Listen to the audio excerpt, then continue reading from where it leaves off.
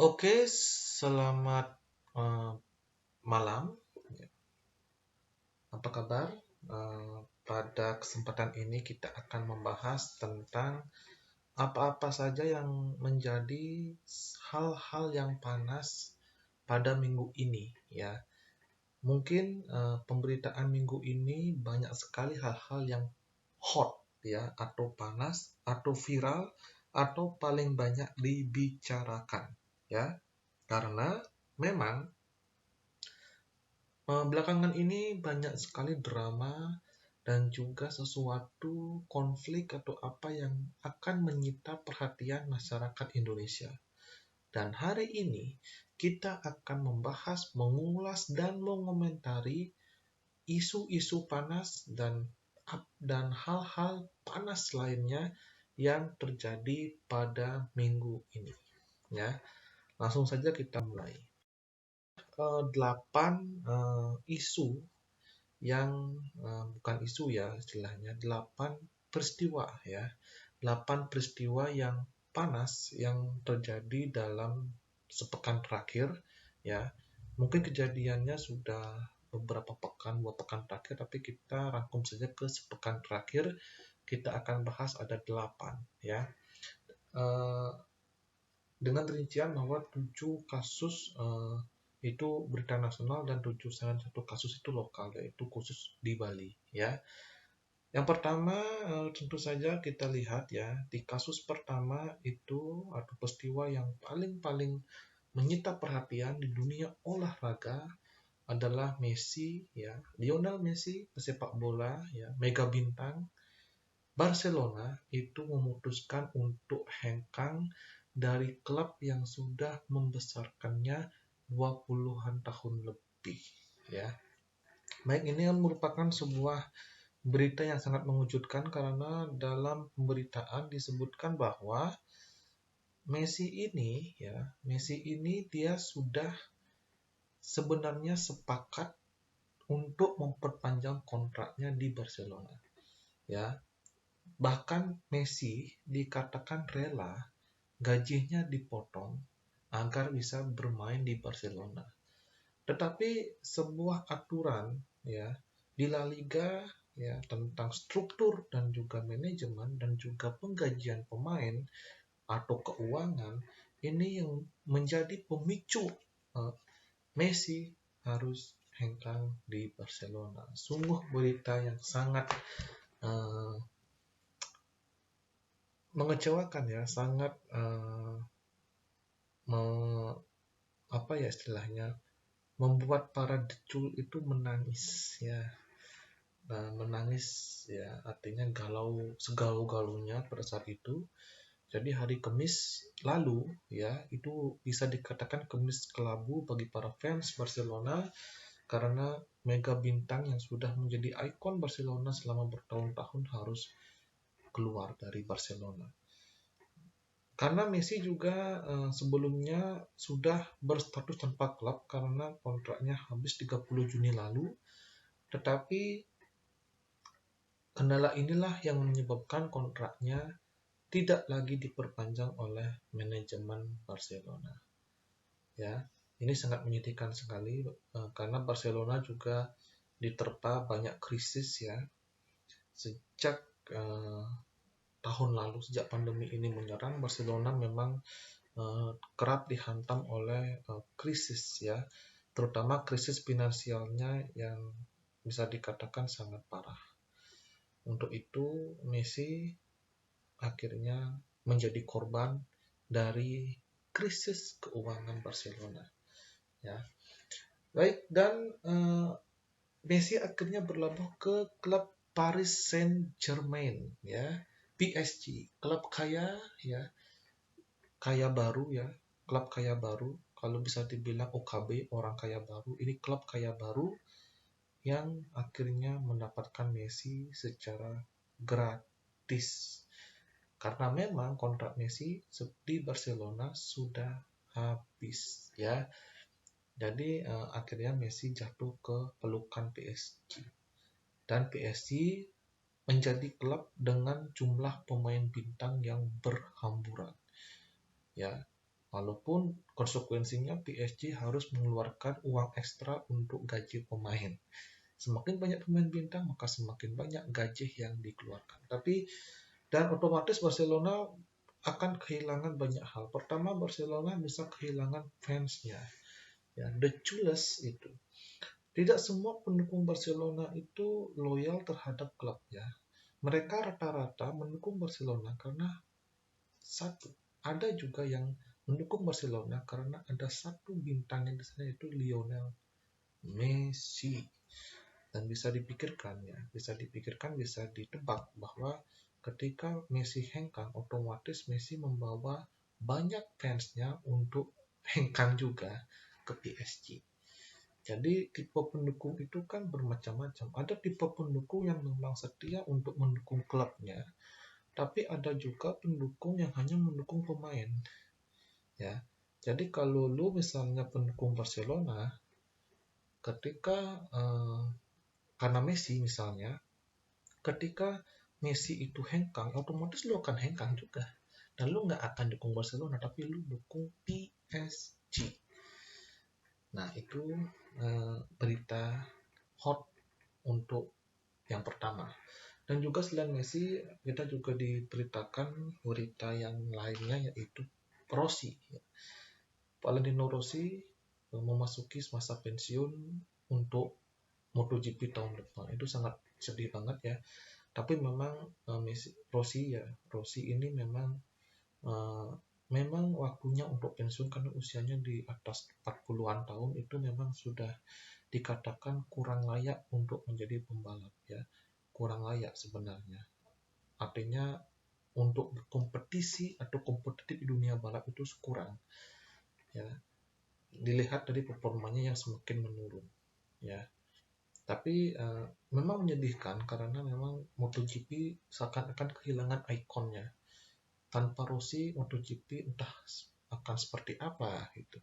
Apakah akan ada Rossi lainnya atau memang MotoGP akan terkesan biasa-biasa saja. Karena yang membuat MotoGP spesial, ingat, adalah sosok dari ini, Valentino Rossi. Jadi ini dua atlet yang paling berpengaruh yang hengkang dari sebuah hal yang membesarkan namanya. Ya. Oke, isu yang kedua adalah 2 triliun yang hoax ya. Ini sebuah berita yang sangat mengagetkan sekali ya, ketika kita diberitakan ada seorang pengusaha. Sebenarnya ini pengusahanya sudah almarhum ya, yaitu Akiditio, melalui anaknya memberikan sumbangan 2 triliun dan langsung diserahkan kepada Kapolda Sumatera Selatan. Mendengar 2 triliun, mungkin kita akan sedikit terperangah ya, karena 2 triliun itu bukan angka yang kecil, bro. Itu angka yang sangat gede. Bagaimana bisa seorang pengusaha yang mungkin kurang dikenal oleh orang bisa menyumbang uang sebanyak itu? Padahal orang terkaya di Indonesia saja, atau gabungan pengusaha yang memang sultan banget, ya, sultan, super sultan, nggak sanggup kalau menyumbang 2 triliun. Tapi Akiditio mampu menyumbang 2 triliun. Wow, luar biasa. Jadi berita ini langsung menjadi perdebatan panas di masyarakat ya, ketika serah terima secara simbolisnya itu dilakukan. Dan akhirnya kebohongan itu terbukti ketika setelah jatuh tempo, deadline sudah turun, tentang pencairan dananya belum cair juga. Dan akhirnya anak dari Akiditio ini akhirnya dipanggil oleh Polda Sumsel dan berujung kepada permintaan maaf dari Kapoldanya sendiri yang menerima langsung uang dari anak Akiditio secara simbolis ya, yang menerima simbolis itu, yang mengatakan itu dari ayahnya, yaitu Akiditio. Tentu saja sebenarnya bantuan di masa pandemi itu memang sangat dibutuhkan ya. Masyarakat itu memang saat ini dalam kondisi yang krisis, kondisi yang ya bisa dibilang sangat-sangat kekurangan. Memang sangat butuh sekali yang namanya uang atau dana segar gitu. Dana segar, uang segar. Uang dana segar ya, uang segar artinya uang yang baru maksudnya untuk menyambung hidup mereka. Apalagi negara itu memang negara kita akui bahwa tidak mampu mengcover seluruh kebutuhan masyarakatnya. Ya, karena yang terdampak itu sebenarnya hampir semuanya. Tapi negara tidak berdaya, jadi butuh bantuan atau uluran tangan dari orang-orang untuk berpartisipasi untuk membantu masyarakat, terutama sultan-sultan ya, yang sultan ya sering-seringlah turun ke jalan untuk membantu masyarakat. Sekarang kita diuji untuk saling memberi, termasuk pengusaha-pengusaha kaya. Dan 2 triliun ini sebenarnya kalau memang terrealisasi sebenarnya ini sangat bagus ya. Sangat bagus ya. Karena kalau 2 triliun ini berrealisasi ya, ini akan menjadi sumbangan terbesar yang pernah dilakukan di Indonesia.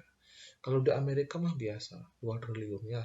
Karena di Amerika banyak banget orang-orang kaya kayak Bill Gates, Jeff Bezos ya. Tapi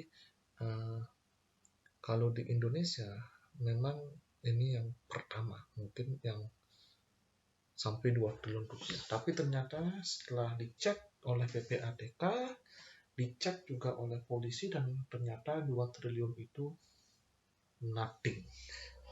It's nothing. Tidak ada sama sekali. Ya.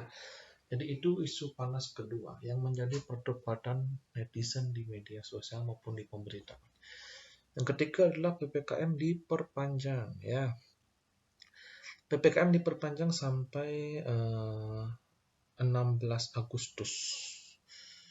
Mungkin pemerintah merencanakan tanggal 16 Agustus supaya tanggal 17 itu bisa di-stop. Jadi kita merdeka. Gitu. Mungkin, maybe.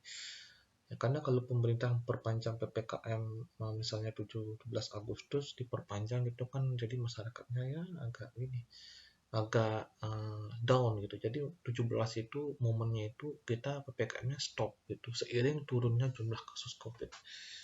PPKM memang kita sudah merasakannya dari tanggal 3 Juli PPKM darurat di mana penderitaannya luar biasa. Masyarakat itu disuruh untuk diam di rumah, tidak ada kerja, banyak masyarakat yang ya harus menjerit kesana kesini untuk menyambung hidup, susah banget ya. UMKM juga terdampak, pengusaha terdampak, menjerit luar biasa. Akhirnya pemerintah lama-lama melonggarkan yang namanya PPKM. Ya, itu. Jadi ini sebuah hal yang bagus sebenarnya ketika PPKM itu dilonggarkan. Tetapi ingat, jangan sampai PPKM dilonggarkan, tapi sebulan kemudian kasusnya naik, kemudian apa? Kita ketatkan lagi gitu. Itu terus saja kayak itu. Kalau memang terus kayak gitu bisa sampai bosan kita gitu. Jadi kalau memang diperpanjang itu memang harus maksimal. Jadi pastikan ketika PPKM diperpanjang, kasus COVID-nya itu turun. Bahkan dengan tracing yang tinggi sekalipun, sehingga Indonesia bisa cepat untuk keluar dari yang namanya pandemi. Ya. Baik, kemudian yang keempat ini kita tahu Dinar Candy ya. Dinar Candy sebenarnya tidak semua orang yang tahu Dinar Candy. Dinar Candy ini adalah seorang YouTuber dan juga selebgram dan juga DJ ya. Profesi utamanya DJ yang ditangkap dan dijadikan tersangka karena kasus berbikini di jalan raya ya, dan membawa sebuah spanduk atau sebuah tulisan bahwa dia sedang stres karena kebijakan PPKM. Itu bentuk ekspresi dia turun ke jalan dengan bikini dan melayangkan sebuah protes. dan akhirnya ditangkap dan menjadi trending di mana-mana. Dinar Kendi ini sebenarnya memang dia agak sensual. Sensual istilahnya dia tipe orangnya itu selalu berpakaian itu mini-mini sebenarnya. Karena memang mungkin profesinya sebagai seorang DJ maupun gimana ya. Sehingga memang kontroversi seperti ini pasti akan ada dalam dirinya. Tapi sebenarnya banyak orang yang pro dan kontra atas masalah ini. Kalau yang bilang pro dengan Dinar Kendi yang mendukung ya, ini mengatakan bahwa itu hanya bentuk ekspresinya si Dinar Kendi. Karena dalam undang-undang setiap warga negara, yang undang-undang dasar ini, setiap warga negara bebas mengekspresikan apapun ya, pendapat apapun sesuai dengan pemikiran mereka. Ya, bebas ya. Jadi berhak ya, bukan bebas, tapi berhak ya. Setiap warga negara berhak untuk mengemukakan pendapatnya. Jadi berbikini di jalan, membawa hal yang berhubungan dengan protes itu ekspresinya dia. Ya, selagi tidak menimbulkan efek negatif itu. Tetapi banyak juga yang kontra. Yang kontra karena apa? Yang kontra itu karena tidak layak ditonton ketika orang sengaja berbikini turun ke jalan protes karena kurang beretika dan tidak bermoral, apalagi berbikini itu di jalan itu seperti ya tidak sesuai dengan norma karena kita harus menuruti norma ya. Dan sekarang akhirnya polisi menetapkannya sebagai tersangka dan untungnya dibebaskan. Tetapi catatan saya bahwa seharusnya ini bisa diselesaikan dengan edukasi atau educare tentang bagaimana caranya mengekspresikan diri di depan umum, bukan ditangkap kemudian dipenjara. Itu sebenarnya bukan hal yang tepat, karena ekspresi orang itu sebenarnya orang bisa berekspresi dengan apa saja, cuman mungkin caranya yang harus kita atur. Bagaimana cara mengekspresikan ini? Jangan sampai ketika di penjara ada orang yang akan mempunyai pemikiran bahwa pemerintah kita lagi sensi, kayak PMS, bro. Kayak orang cewek PMS, pemerintah kita sensi. Jangan sampai ada pemikiran yang seperti itu. Ya, itu menurut gua. Jadi harusnya ini bisa diselesaikan dengan mediasi, dengan polisi dan educate. Selesai. Dan Dinar Kendi nggak harus mendekam di jeruji besi dalam waktu yang lama. Gue yakin Dinar Kendi pasti akan menyesali perbuatannya dan tidak akan melakukannya lagi. Itu sih. Jadi ya kalau diperpanjang malah akan membuat banyak opini dan opini. Ya. Kemudian baliho tokoh politik. Kalau kita keluar rumah dan kita ke jalan raya, kita coba hitung di daerah kalian mungkin berapa jumlah baliho yang menampilkan tokoh-tokoh politik terkenal. Contoh baliho dengan Ketua Umum Golkar Erlangga Hartarto dan juga sekarang Menko Perekonomian, dan juga baliho Puan Maharani yang sekarang menjadi Ketua DPP PDIP dan juga Ketua DPR. Ya, kita lihat baliho mereka itu kayak bersaing ya.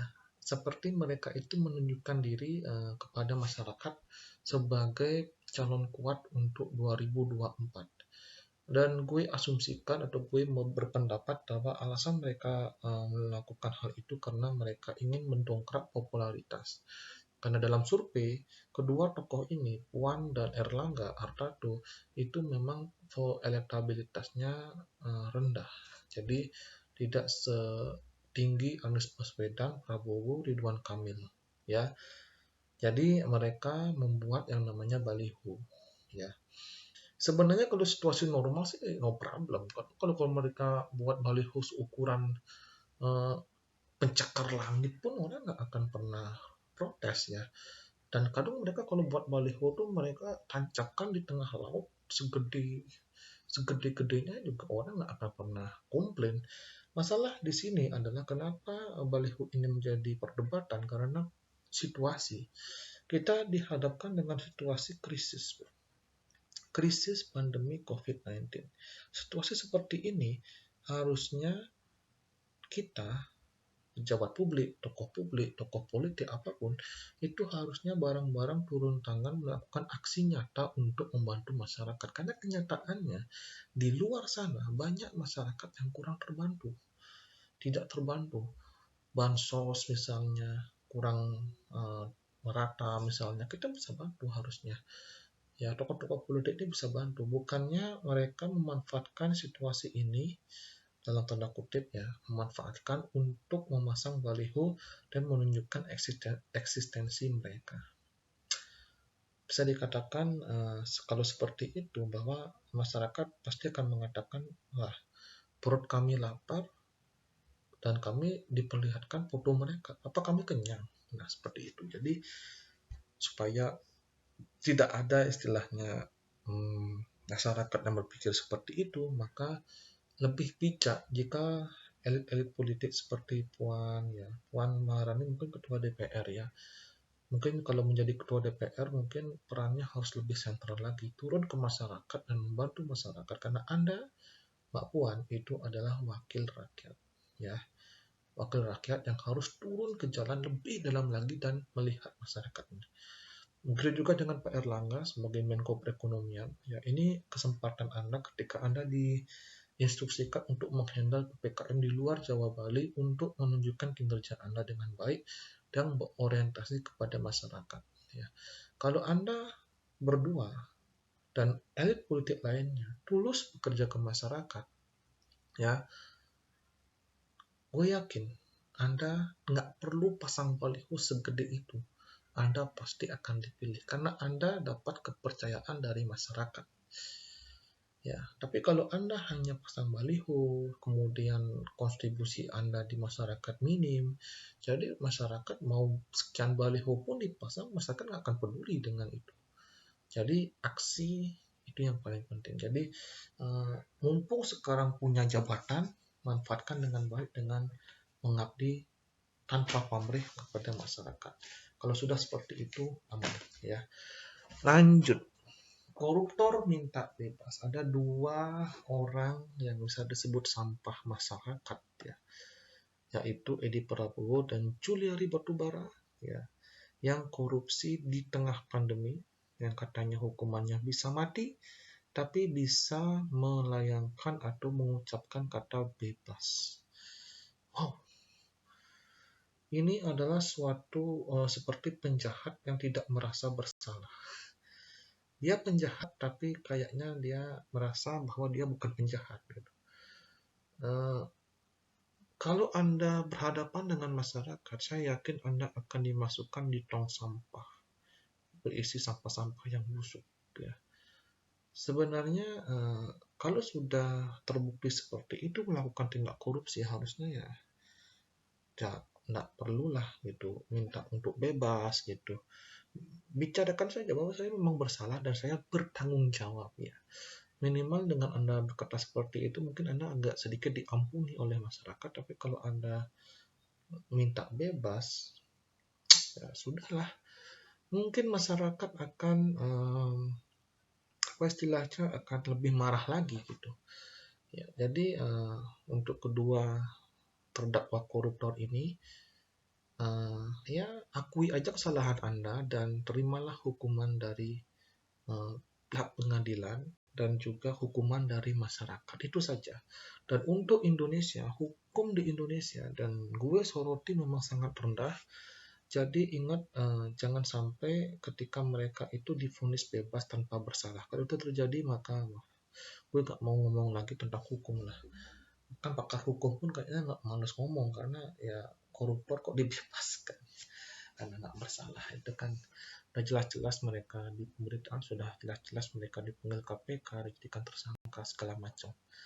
Jadi jangan sampai KPK dikalahkan oleh tikus-tikus yang ukurannya gede-gede. Harus tumpas juga dong kan, supaya KPK juga mendapatkan eksistensinya. Kemudian yang inilah lokal, ini di Bali. Kasus COVID Bali belum turun. Ya, Bali vaksinasinya hampir 100% untuk dosis pertama dan akan mencapai herd immunity dalam waktu dekat. Tetapi kasusnya tidak turun-turun, kata Pak Luhut. Ya, ini menandakan bahwa ada sedikit tanda tanya dalam penanganan COVID di Bali. Why? Mengapa? Mengapa kasus di Bali belum juga turun-turun? Kayak panas demam, nggak turun-turun. Pasti ada masalah. Itu udah minum obatnya sudah bagus, segala macam. Tapi nggak turun-turun juga. Gimana? Jadi ini yang harus dijadikan evaluasi mungkin. Dan mudah-mudahan ya, karena masyarakat Bali itu kalau di pengamatan gua, itu sebenarnya memang sudah taat dengan prokes ya. Jalanan juga nggak ramai-ramai banget itu. Banyak yang tinggal di rumah sekarang gitu, bahkan yang rela untuk hanya hidup dari berjualan atau apa. Jadi ya mungkin beberapa kesalahan terutama tracing mungkin yang lambat ditingkatkan lagi supaya kasusnya cepat turun lah. Karena kalau nggak turun-turun ini kasus di Bali, maka pariwisatanya juga akan pending. Karena kita juga butuh uang untuk karena Bali memang bergantung pada pariwisata. Harus kita akui ya. Kalau pariwisatanya lumpuh, maka semua sektor pun lumpuh, termasuk pertanian dan kreatif, sektor kreatif. Karena di Bali itu memang sebenarnya sektor kreatif itu bisa berjalan jika pariwisatanya jalan sebenarnya. Contoh misalnya, kalau pariwisata nggak jalan, gimana cara orang jual lukisan? Gimana cara orang jual ornamen Bali? Kayak keranda misalnya, atau topeng misalnya, nggak bisa.